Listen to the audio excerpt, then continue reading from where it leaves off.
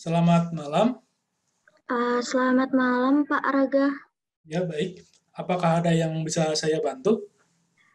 Iya nih Pak, jadi akhir-akhir ini tuh saya lagi mengalami gangguan tidur. Saya sering tidur tuh di atas jam 3 atau enggak jam 2 pagi. Terus ini udah berlangsung selama 1 tahun. Kira-kira solusinya apa ya Pak? Sudah berlangsung lama berarti ya. Nah, mungkin itu adalah salah satu gejala insomnia yang berasal dari stres dari aktivitas kehidupan yang dijalani oleh saudara. Nah, mungkin saya memiliki beberapa solusi untuk menangani hal tersebut. Mungkin Anda bisa dengan cara meminum susu ketika malam hari untuk biar cepat tidur. Oh, itu bisa dilakukan berkali-kali dalam setiap hari dan lebih dari 3 gelas nggak apa-apa Pak, kalau masih susah tidur. Eh, untuk dosis sendiri, alangkah baiknya Anda bertanya kepada dokter kepercayaan Anda. Tapi mungkin menurut saya, dalam 3 gelas sehari itu tidak masalah. Baik Pak, terima kasih untuk konsultasinya. Oke, terima kasih.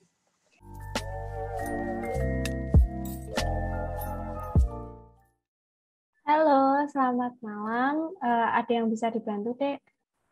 Eh, iya Bu, saya butuh bantuan. Jadi sekitar seminggu yang lalu itu saya ke psikolog. Nah, saya itu punya gangguan tidur.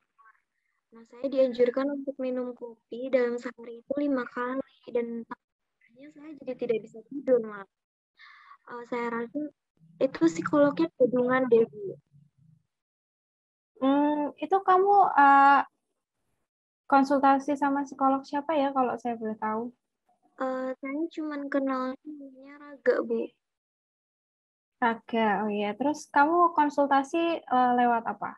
Lewat Zoom atau ke tempatnya atau gimana? Nah, saya kebetulan booking di situs online gitu, dan itu lewat Zoom. Oh, jadi Adek nggak tahu ya dia sebenarnya praktek di mana, Adek belum tahu. Iya, betul Oh iya. sekali. Ya sudah, nanti akan ya ada apa lagi? Ini berkas buktinya saya kirim lewat email ya, Bu. Oh ya. Ya, nanti saya akan cek lagi ya mengenai masalah ini. Saya akan cari informasi tentang psikolog Raga dan nanti saya akan menghubungi kembali Adik ya. Baik, terima kasih, Bu. Ya, terima kasih.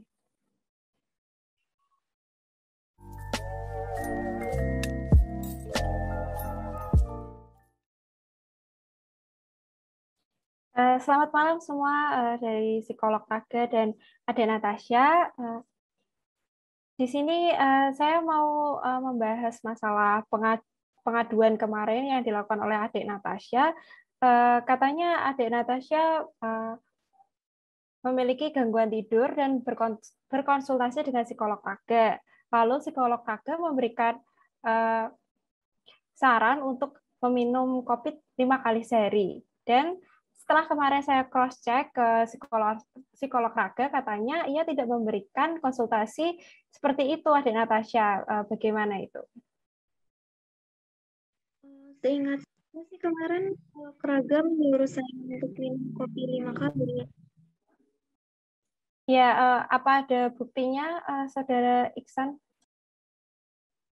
Untuk pengaduan dari Natasha, saya memiliki bukti nih, bukti berkas. Berkasnya di sini tertuliskan bahwa psikolog Raga menyuruh untuk memberikan susu, bukan kopi. Terbukti dengan setelah saya cek dari bantuan medis, ternyata yang disuruh oleh psikolog Raga itu susu, bukan seperti yang diklaim oleh saudari Natasha untuk disuruh minum kopi. Itu hasil penelitian berkas yang saya dapatkan, Bu. Terima kasih. Baik, jadi saya di sini bisa menyimpulkan ya bahwa sebenarnya di sini ada kesalahpahaman antara adik Natasha dengan psikolog Raga, yang sebenarnya psikolog Raga memberikan menyuruh untuk minum susu, bukan untuk minum kopi. Jadi di sini kesalahan terjadi pada adik Natasha ya, karena kurang memperhatikan oleh psikolog olahraga. Apakah teman-teman HIMSI setuju? Saya setuju karena saya yang memeriksa berkas tadi. Ya, baik. Jadi bisa disimpulkan ya bahwa di sini psikolog olahraga tidak bersalah dan ini hanya terjadi kesalahpahaman oleh adik Natasha. Terima kasih. Terima kasih kembali semua. Baik, terima kasih.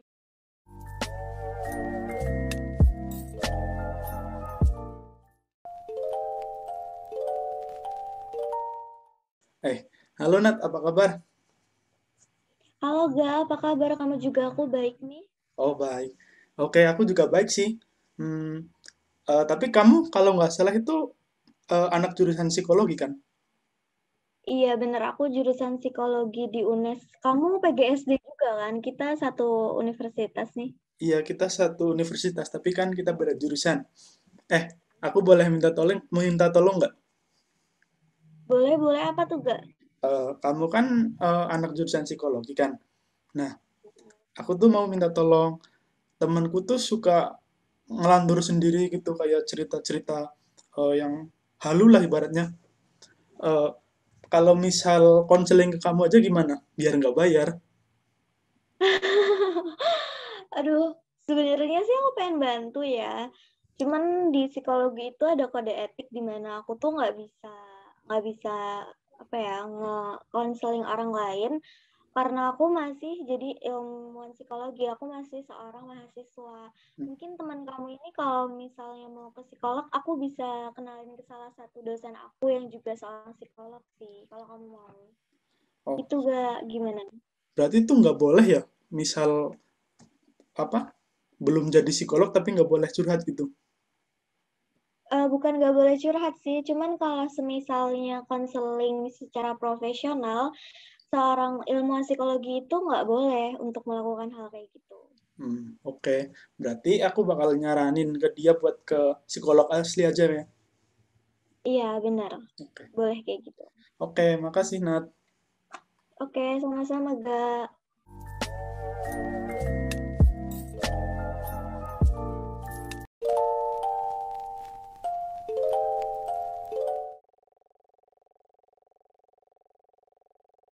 Seperti yang disebutkan dalam pasal 8 Kode Etik Psikologi tentang peningkatan kompetensi.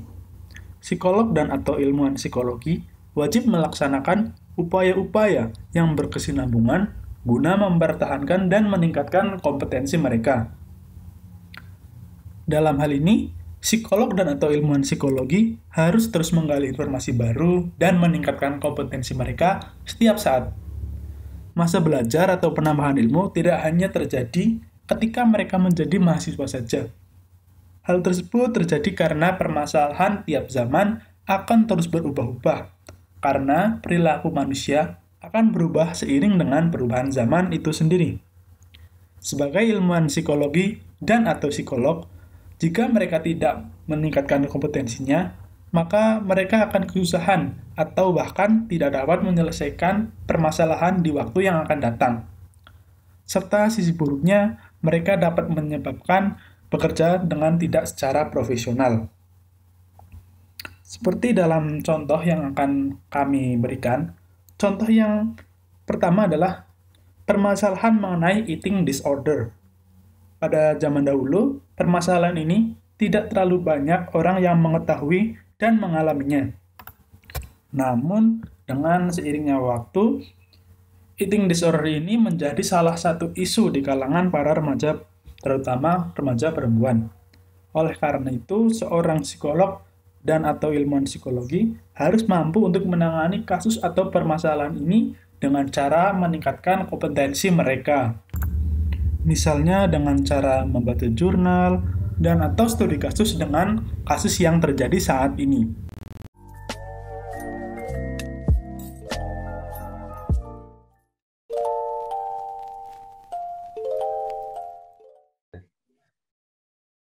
Oke, selamat malam. Perkenalkan saya salah satu psikolog yang akan menangani kasus Anda. Apakah benar nama Anda Diva? Salah, Pak. Nama saya adalah Joko, Pak. Joko. Oh, Joko. Tapi di sini dari berkas yang saya terima dari kepolisian setempat, saya mendapati nama Anda Diva. Apakah Anda memiliki bukti bahwa nama Anda Joko? Eh, Maaf, Pak, sebelumnya. Itu polisi-polisi itu maksudnya apa ya, Pak? Oh, begitu. Anda tidak mengetahui siapa itu polisi ya? Oke. Saya langsung saja ke pertanyaan berikutnya. Di mana tempat tinggal Anda terakhir? Saya tinggal di Land of Dawn, Pak. Tapi di sini dari berkas yang saya terima dari detektif dan kepolisian setempat, Anda tinggal di Gang Rawabuntu, Desa Wakanda, Kecamatan Saturnus. Kenapa berbeda dari berkas yang saya terima dengan pernyataan Anda? Bohong, Apakah Pak, Anda itu. memiliki bukti? Bohong, Pak, bohong. Bohong. Bohong itu Oke. bohong. Bohong. Baiklah. Saya akan mengajukan pertanyaan selanjutnya. Seperti yang saya dapatkan di berkas ini, bahwa Anda melakukan pembunuhan terhadap seorang nenek di panti jompo dan menyemplungkannya ke salah satu sumur yang ada di kampung. Apakah itu benar? Mana mungkin saya melakukan hal sekeji itu, Pak? Nggak mungkin itu. Nggak mungkin terjadi. Nggak mungkin. Oh, tidak mungkin. Apakah Anda punya bukti yang memperkuat pernyataan Anda? Ketika di saat itu, apakah Anda sedang di lokasi atau Anda sedang pulang kemana gitu? Saya sedang bertamasya, Pak. Di luar kota, Pak. Oh, saat itu Anda sedang bertamasya di luar kota. Baiklah. Pernyataan yang Anda buat saya tulis ya untuk menyangkal dari berkas-berkas yang disetorkan kepolisian setempat. Apakah Anda pernah dipanggil oleh salah satu kepolisian setempat untuk disidang atau oleh detektif atau yang lainnya? Dipanggil, Pak. Saya tidak pernah melakukan kejahatan, Pak. Nggak mungkin saya dipanggil. Oh, Nggak. Anda ternyata tidak pernah melakukan kejahatan apapun. Anda hanya orang biasa, orang masyarakat biasa yang polos ya ternyata. Iya, Oke, benar, Pak. Benar. saya catat dulu ya sebentar. Oke, oke. Oke, ke pertanyaan selanjutnya. Apakah Anda memiliki pekerjaan akhir-akhir ini? Tidak, Pak. Saya terkena PHK, Pak. Oh, terkena PHK. Kasihan sekali Anda. Semoga cepat mendapatkan pekerjaan ya. Makasih, Pak. Oke, saya ingin mengetes Anda. Apakah Anda pernah menghafal atau hafal huruf abjad dari 1 sampai 5? 1 sampai 5, Pak. Iya. Yang pertama C, Pak. C. Wah, O. Ya, O. salah. Pernyataan yang Anda buat salah. Oke. Saya akan tulis di berkas yang diberikan oleh kepolisian setempat.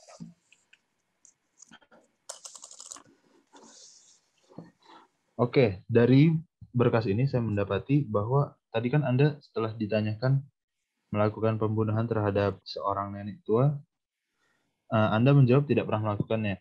Apakah Anda pernah mengenal salah satu korban atau salah satu keluarga korban dari si nenek ini atau tidak pernah?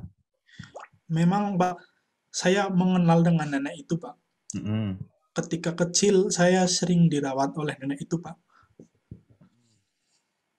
Tapi, memang boleh jujur, nenek itu galak sekali, Pak.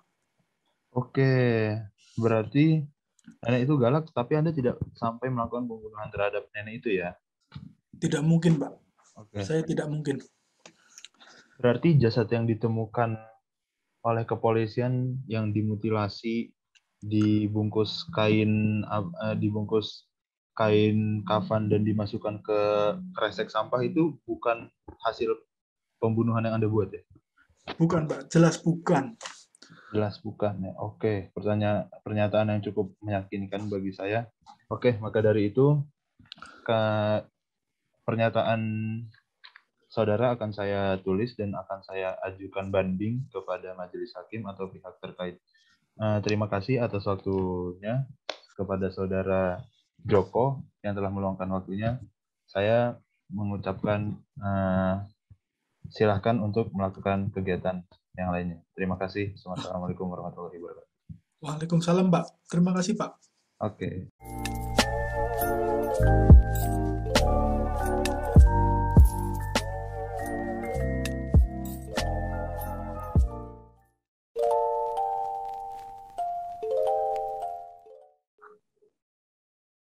Halo, selamat malam Mbak Nelly. Apa kabar? Ya, selamat malam Bu. Kabar saya baik. Iya, jadi saya mau ngasih tahu ya, kalau sekarang ini kita sudah pertemuan yang ke-6. Dari penjelasan saya kemarin itu, menurut Mbak Nelly apa masih kurang jelas ya, atau Mbak Nelly masih mau cerita apa lagi nih ke saya? Sampai saat ini tuh saya masih ingin banget tinggal di Mars gitu loh Bu. Belum ada niatan untuk mengundurkan diri gitu loh ibaratnya. Jadi saya ingin tetap ingin tinggal di Mars begitu Bu. Oh iya, menurut Mbak Nelly yang Mbak Nelly tahu nih, emang di Mars tuh ada apa sih sampai Mbak Nelly kayak pengen banget tinggal di sana? Karena saya melihat itu di bumi kan penduduknya tuh udah padat banget. Ibaratnya tuh kan pohon-pohon juga udah berkurang, jadi suasana cuaca itu menjadi sangat panas. Jadi saya tuh ingin merasakan tinggal di Mars yang sampai saat ini tuh belum ada penduduknya. Dan saya tuh ingin merasakan kehidupan di Mars. Kayaknya tuh kehidupan di sana tuh adem gitu loh. Suasananya juga tenang karena belum ada penduduknya. Jadi saya ingin tinggal di Mars dengan lingkungan yang baru gitu. Kan Mbak Nelly tahu nih kalau misalnya Mars tuh masih belum digunakan sama manusia. Nah, di sana kan berarti masih sumber dayanya masih terbatas, terus masih berbahaya lah untuk manusia tinggal. Apakah Mbak Nelly tuh nggak takut kalau tinggal di sana? Awalnya sih saya ragu-ragu, tapi karena dari pihak NASA itu sudah menyediakan kebutuhan untuk manusia tinggal di Mars, jadi saya semakin yakin untuk tinggal di Mars. Walaupun di bumi itu sumber daya alamnya itu melimpah, tapi dari pihak NASA itu sudah menyediakan, jadi saya tetap ingin tinggal di Mars, walaupun belum 100% itu terpenuhi semua kebutuhannya. Begitu, Bu. Oh iya. Baik, untuk pertemuan hari ini kita sudahi dulu ya, Mbak Nelly. Iya, Bu. Ya, makasih Mbak Nelly. Ya, sama-sama, Bu. Terima kasih kembali.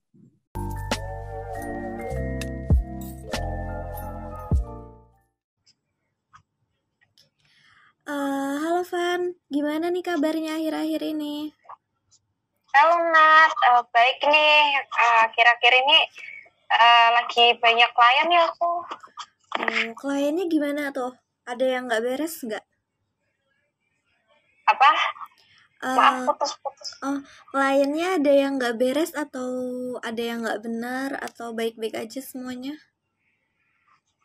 Ini sih sebenarnya klienku ya masih batas wajar semua sih. Aku masih bisa buat handle mereka. Cuman ada satu klien nih namanya Nelly. Jadi dia tuh ini udah pertemuan yang ke-6, tapi dia masih sering masih cerita ke saya kalau misalnya dia tuh pengen ke Mars. Jadi kayak ngotot banget pengen tinggal di Mars. Padahal tuh aku udah jelasin kan kalau misalnya di Mars itu masih jarang sumber dayanya tuh masih sedikit, terus juga masih belum terpercaya lah, masa mau maksain hidup di sana. Jadi tuh kayak udah bingung gitu loh mau ngasih saran apa lagi buat dia gitu. Oh gitu, mungkin aku bisa bantu Van, kamu delegasiin aja ke aku. Kebetulan aku akhir bulan ini cuma ada 2 klien, jadi mungkin Nelly nanti bisa 2 kali sepekan dalam asrama aku dalam seminggu, gimana? Oh iya, bagus tuh Nat. Ya udah aku delegasiin ke kamu ya. Oke. Makasih ya Nat. Sama-sama.